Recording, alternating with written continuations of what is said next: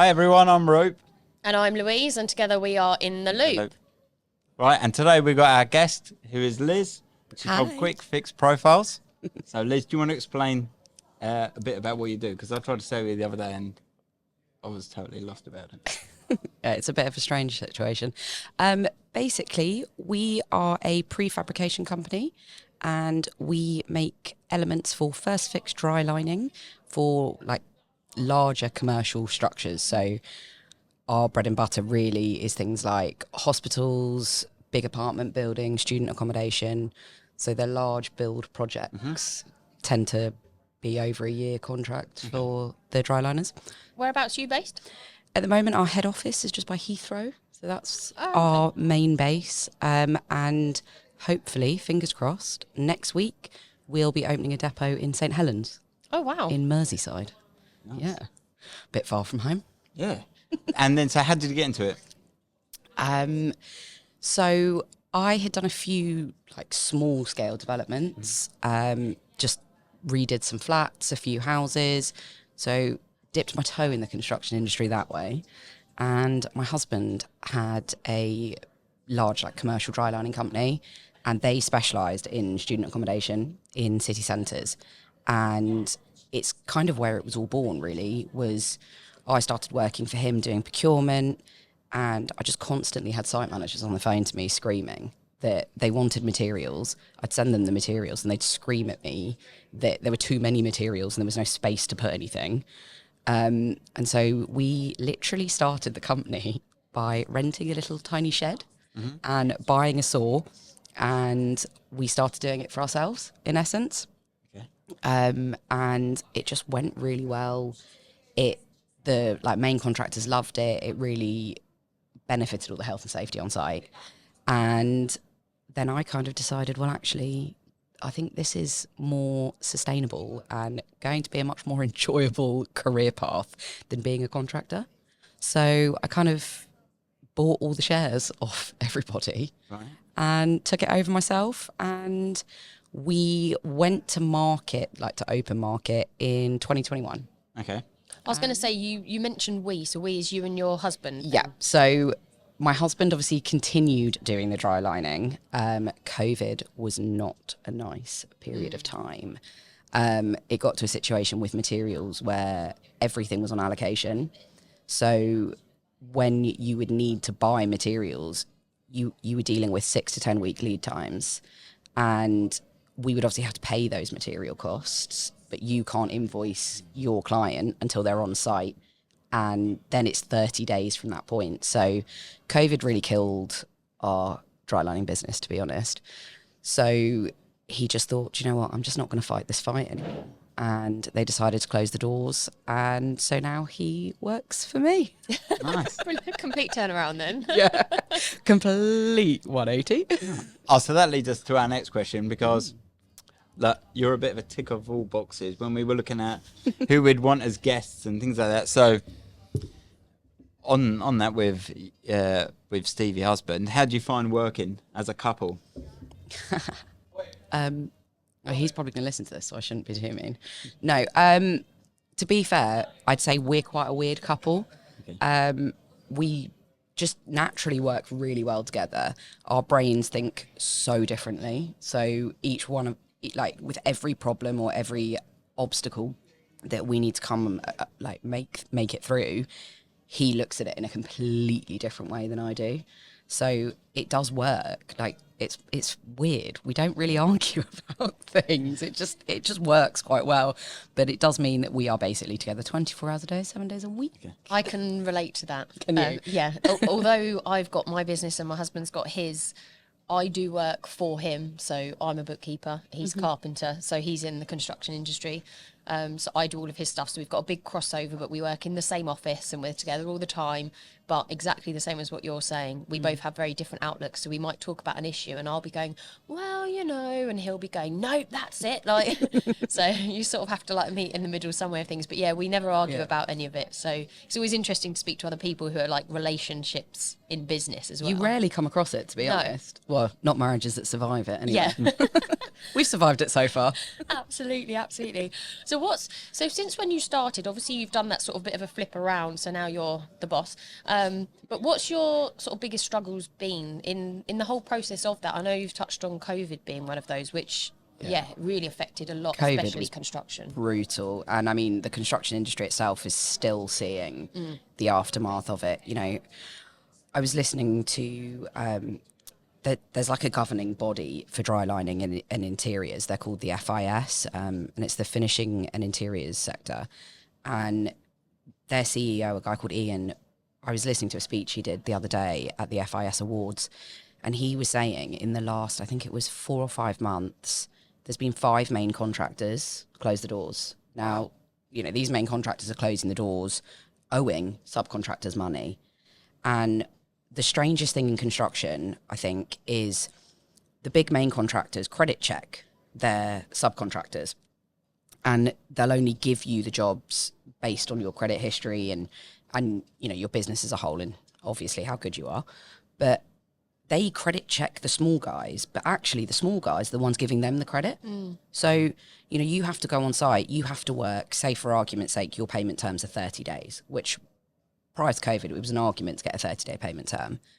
And that's actually quite short for the construction side of things. Oh, yeah. I mean, Carillion, with what happened with Carillion, it did bring it down slightly. You know, people used to ask for 120 days. Yeah. You're bankrolling a multi-billion at the end of the month business. as well, and working days. Yeah, I mean, it's mad. So, you know, if you're lucky enough to have the 30 days, you have to put the materials on site, put the labour on site, put the management on site, have the overheads, build the job out for 30 days, then you make an application for payment.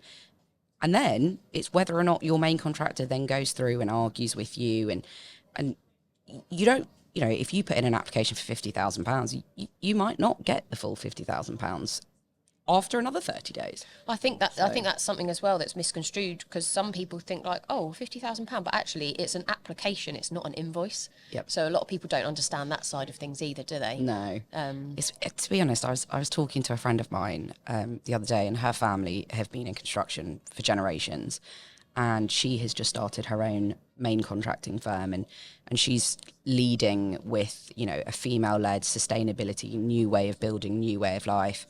And we were talking about it. And I mean, I'd go as far as to say I think construction's probably one of the most brutal industries in the world.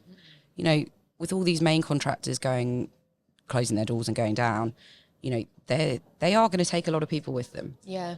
Which funny you just brought that into it, female-led. So how do you find it being a female in the construction industry? Because it is a very different type of industry, isn't it? It is. But weirdly, I actually really enjoy it.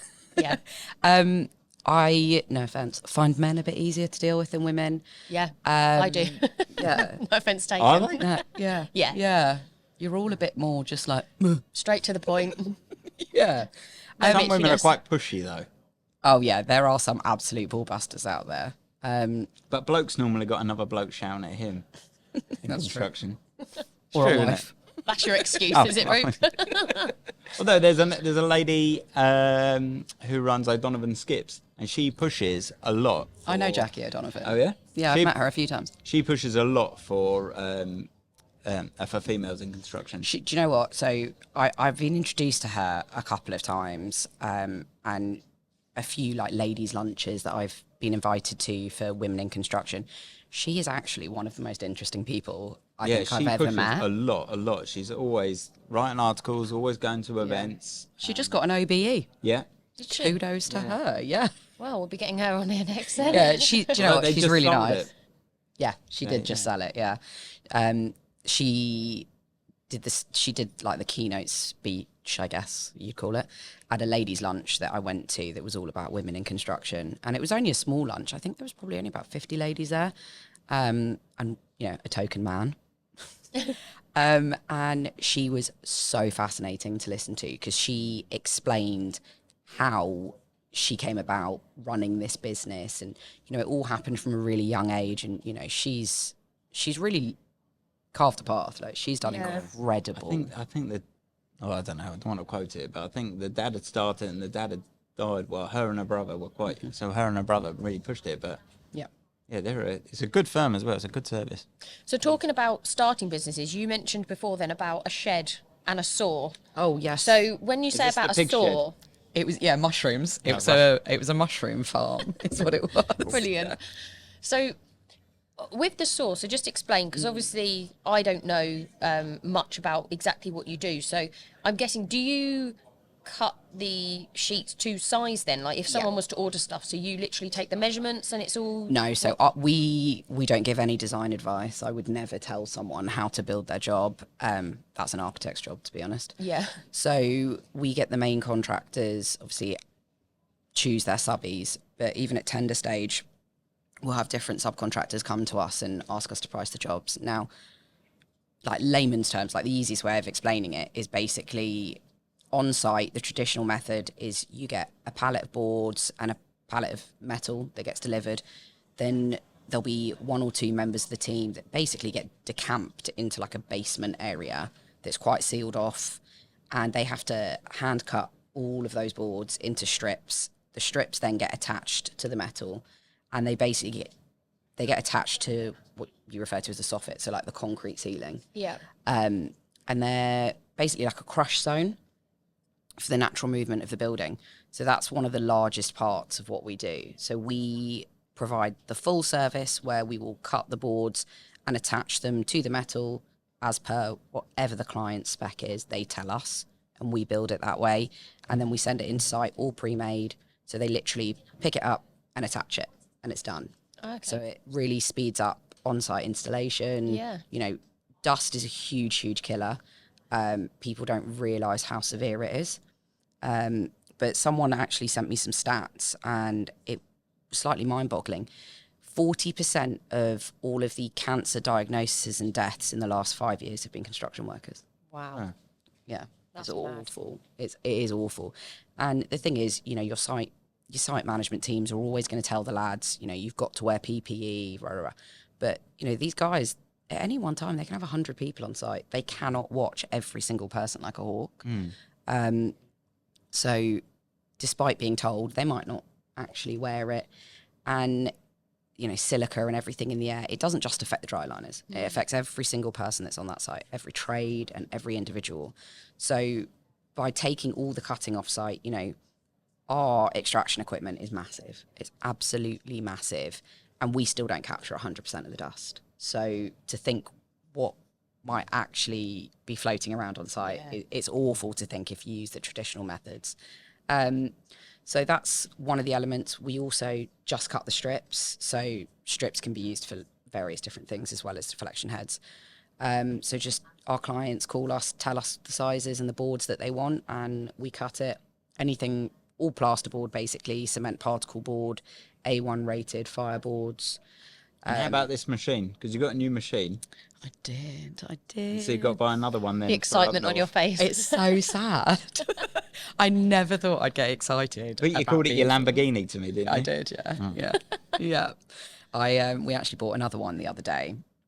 And I did nearly shed a tear of the fact I could have been driving a Bentley, but no, it went into a saw.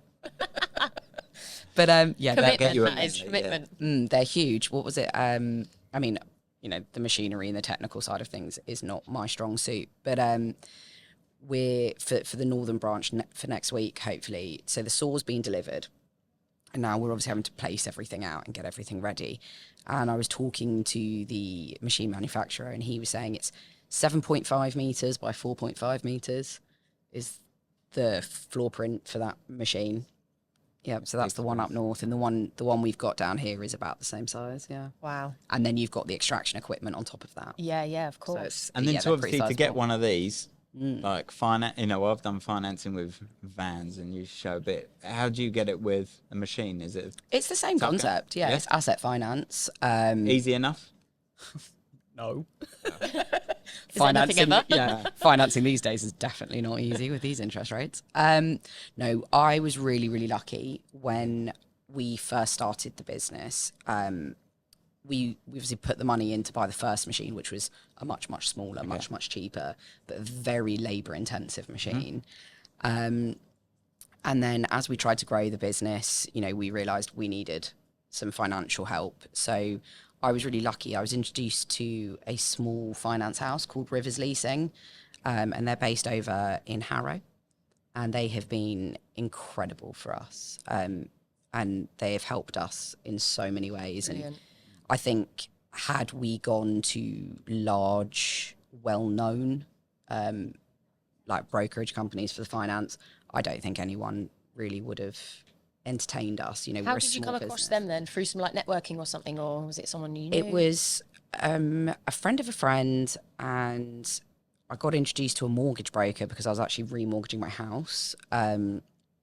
And it's his business partner is on the board for Rivers, and so they introduced me to him, and they really are just bloody brilliant. Yeah. Do They've you know what? really It's helped funny. us. Like we've spoken a few times, haven't we, Yeah. Roop, about sort of different types of like networking or where you meet people. And now I get quite a few people that will say to me, "Oh, I'm looking for this person. Like you do a bit of networking. Like, do you know someone who does this?" And 9 times out of 10, you know pass on. someone. Yeah. Or you know someone that's gonna Yeah. know of someone. Yeah. It's really great to be able to like have those different connections and Yeah. find obviously like what you found with that. That's How made do you it find a lot of easier. your connections? I mean, you're quite a sociable, out and about. yeah. So like you've got your awards and award ceremonies, and Yeah. so how do you get your foot in the door with other like construction companies? Just a lot of hard work, to be honest. No, we were introduced. So a friend of ours owns a big scaffolding company, and they're huge. And so he, as the MD, has to do a lot of networking. And he introduced us to a networking group called BITTER, which is the British and Irish Trade Alliance. And from memory, I believe their slogan is, people who know people who help people. And it is quite construction orientated, because the Irish are very, very deep in construction. And they're lovely. They do a lot of networking events. They have chapters all across the country. So we're now members of the London chapter. Right. And now that we're opening up north, they do have a Manchester and a Liverpool chapter. So I will start doing some stuff up there with them. They do a big construction networking lunch every few months. They just had one in July that we were at. And everyone, to be honest, there's some really big players that go to these things.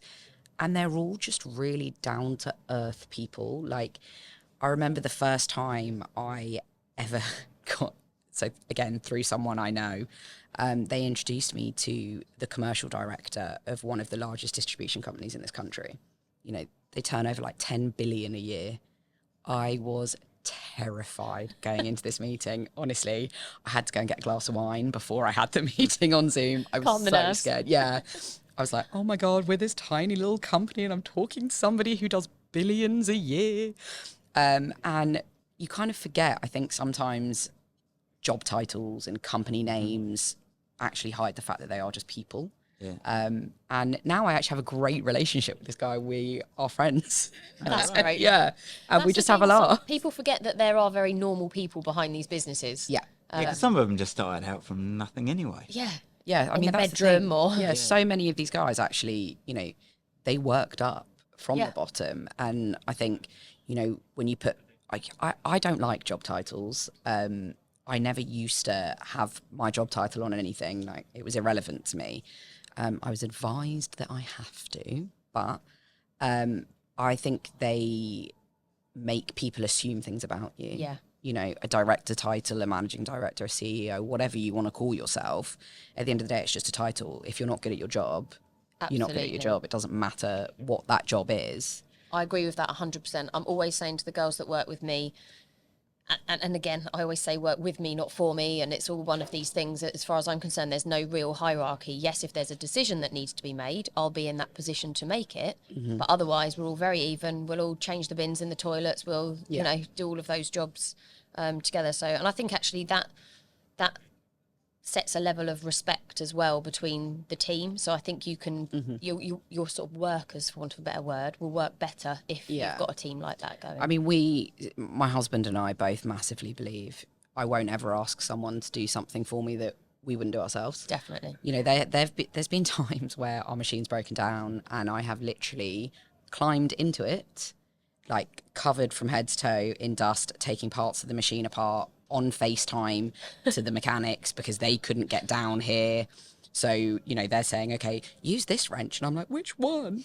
And they're telling me which one I need to use. And we're like taking things apart. And Are you getting your nails done after the?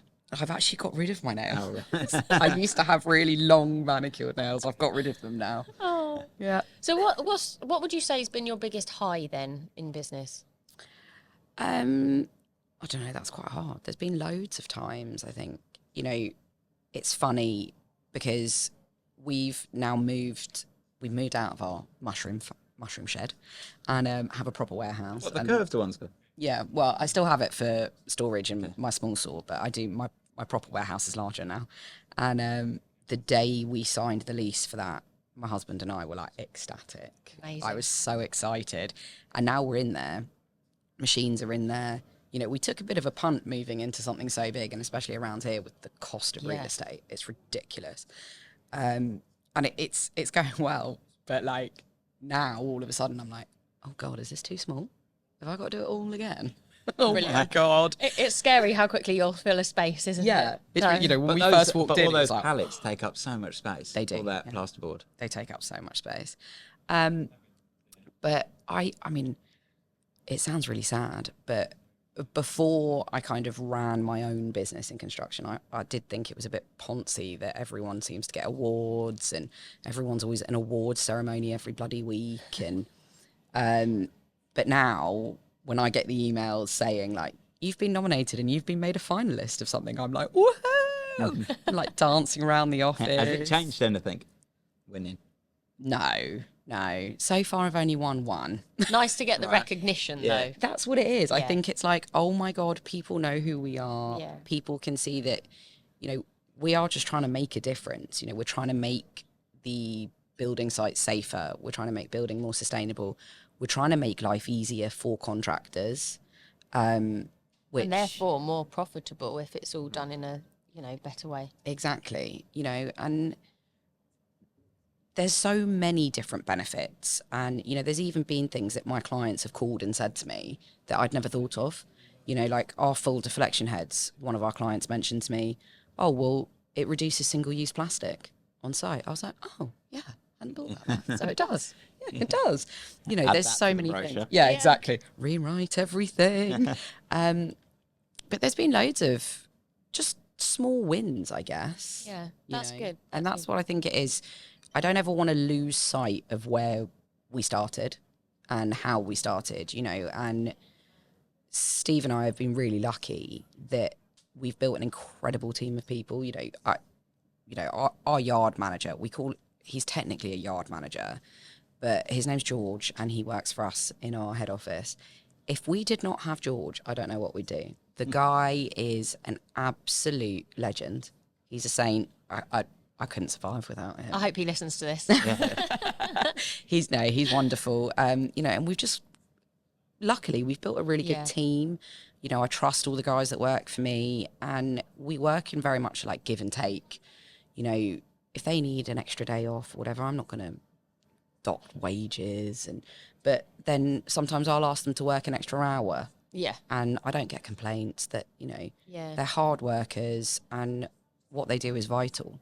So that's obviously a really important thing to you, is obviously looking after your team and, that give and take, as you say. So if you were to give one tip to someone that's starting a business, what would your sort of tip be, or a bit of advice that you've learned along the way, or something that people could look out for? Oh, I'll tell you what, a tip in construction. Oh. Careful. Tip in construction. Yeah, like a new one in construction. You love a play on words, don't you? Go on. I would say don't let things get to your head too quickly. I have seen some people can quite quickly get a bit big for their boots. And construction is so volatile.